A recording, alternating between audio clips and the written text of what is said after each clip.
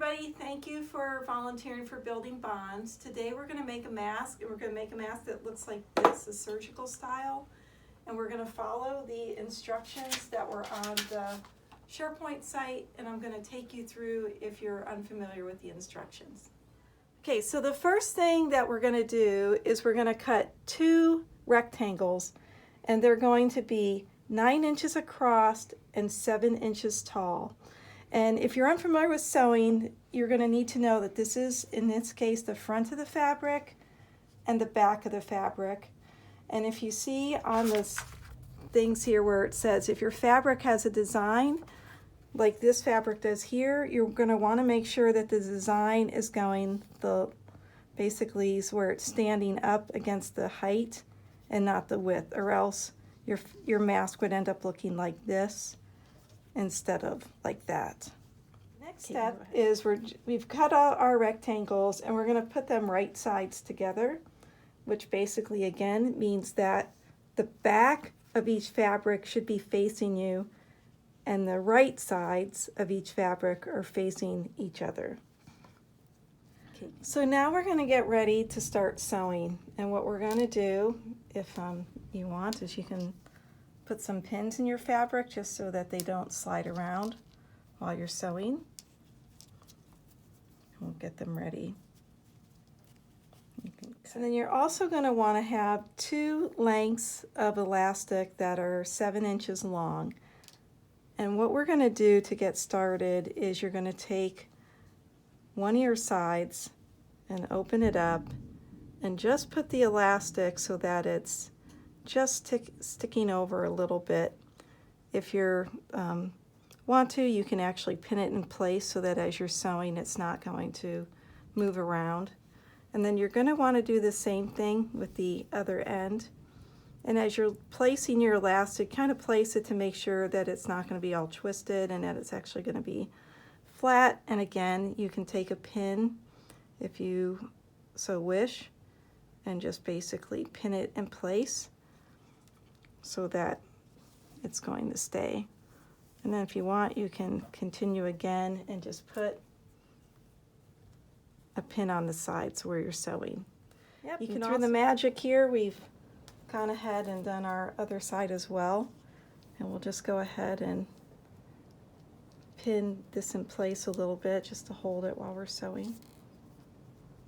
And now we're getting ready where we're going to sew our sandwich, in a sense, together. Okay. So we're going to sew all the way around, a 1/4 inch seam allowance, but we're going to leave a gap where we can ultimately turn this right side out. And you're going to sew with just a 1/4 inch seam allowance. On my machine, that is getting it right to where, let me just put it in here.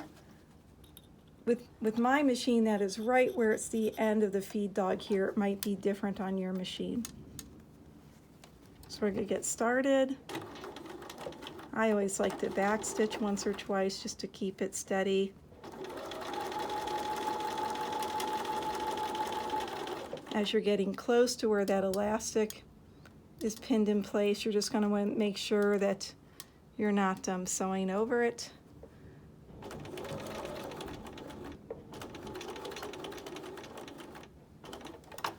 Then you're going to put your needle down, pivot it again. You may have to lift it up, make sure that your elastic is in place. I'm going to take out my pin. I'm going to stitch down. I'm going to back stitch to make sure that elastic is good and secure. And then I'm just going to again go ahead and stitch this down. Some people sew over pins. It's an easy way to break a needle from a safety tip there. Again, I'm going to back stitch over that. Then get here, go all the way around again. You might want to put your finger in. I have a stiletto just to make sure that we're getting that elastic out of the way.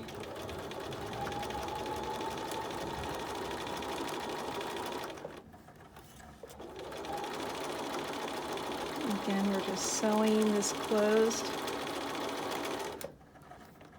And we're just going all the way around.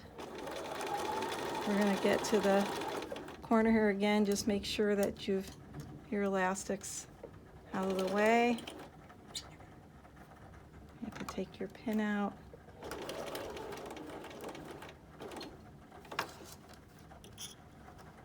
Put it there. Again, back stitch just to make sure it's secure.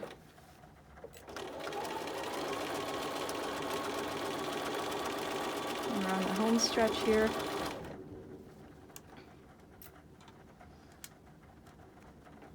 Oops. Again, if your elastic got moved, you can just hold it. If you're really good, you can do this without the pins. As you're making them, you might get more and more comfortable. So now again, you're coming to the end of this, and you're going to make sure that you're leaving enough so that you can turn this right side out. So we're going to stop there. We'll trim off our excess.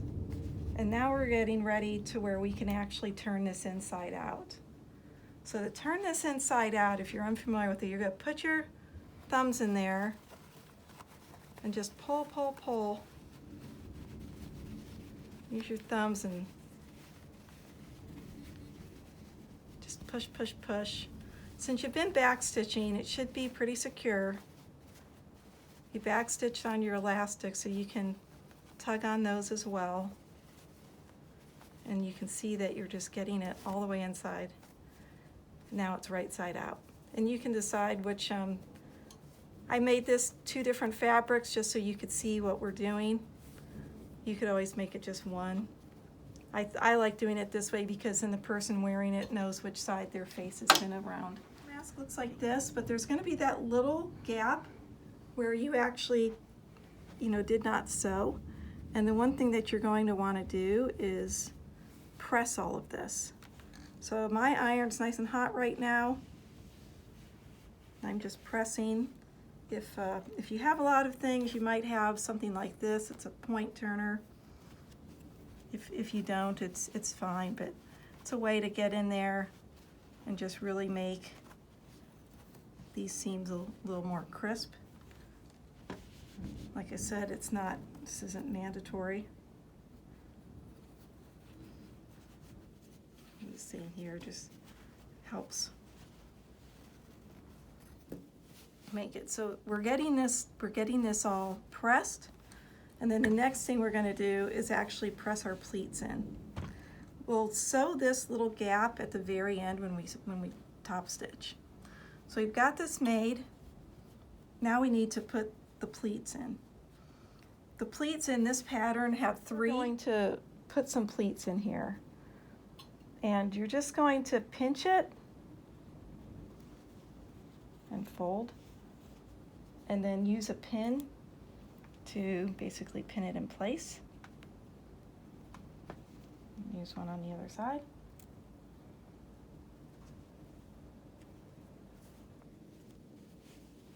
And if you want, you can press to keep it in place as well. And then we're going to do the same thing. So we're going to do this 3 times. What I would recommend is, as you're pinching and folding, that you get it like this so that there's no more than, what would that be, 1, 2, 3, like 3 things of fabric. So you wouldn't want to fold it where it's all the way up, like where there's too much fabric at once. So again, we're just pinching and folding. We can press it just to help keep it in place. Put a pin in it. Another safety tip is I tend to try to actually unplug my iron if I'm not using it, so I don't accidentally leave it on. And then last one would be down here. And again, we're going to just pinch and fold. We'll pin it in place.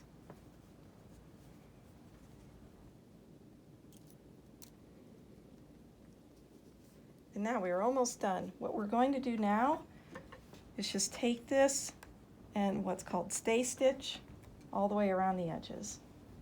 Again, there's that one spot here that we had not sewn all the way. If it makes you more comfortable, you can put a pin in that just to make sure that it's all held together.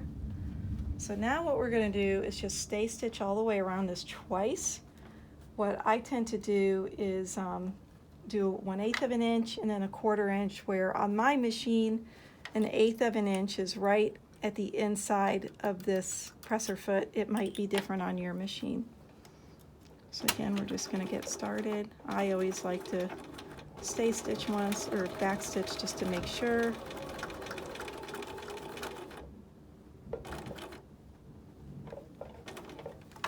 My machine has a foot controlled needle down, which is nice. Again, you may have something different on your machine. So again, we're just going to start stitching. I'm using thread that's not necessarily color coordinated with this fabric, just to help show what we're doing. You probably will want to use thread that matches the fabric of the mask. Oops, we'll do like one more.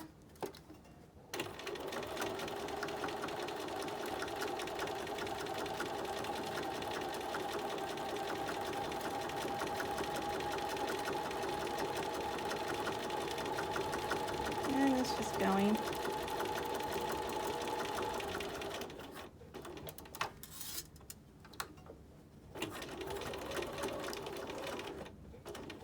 This is where when you're going up these pleats, you're might want to stop just to make sure it's not getting caught in your feed dog.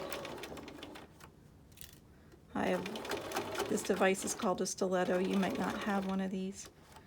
You just use your fingers for a pin.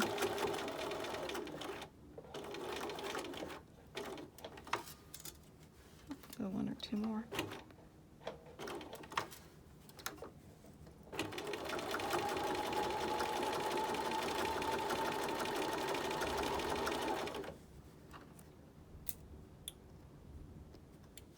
Just keep going. I'm getting back to the end here. So now we can just move over a little bit and do it all again. This just gives it some more stability. One thing I forgot to mention, when you're folding those pleats, you might have read this in other instructions for mask, they have to all go the same way. So it doesn't matter if they go up or down, but they all have to be oriented the same.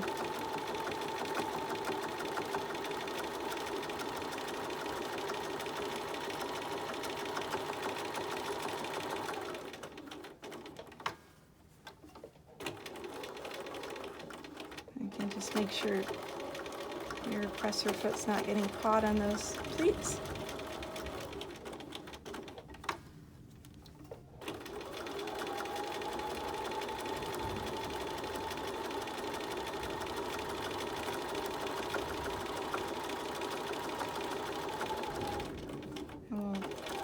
Back stitch once or twice.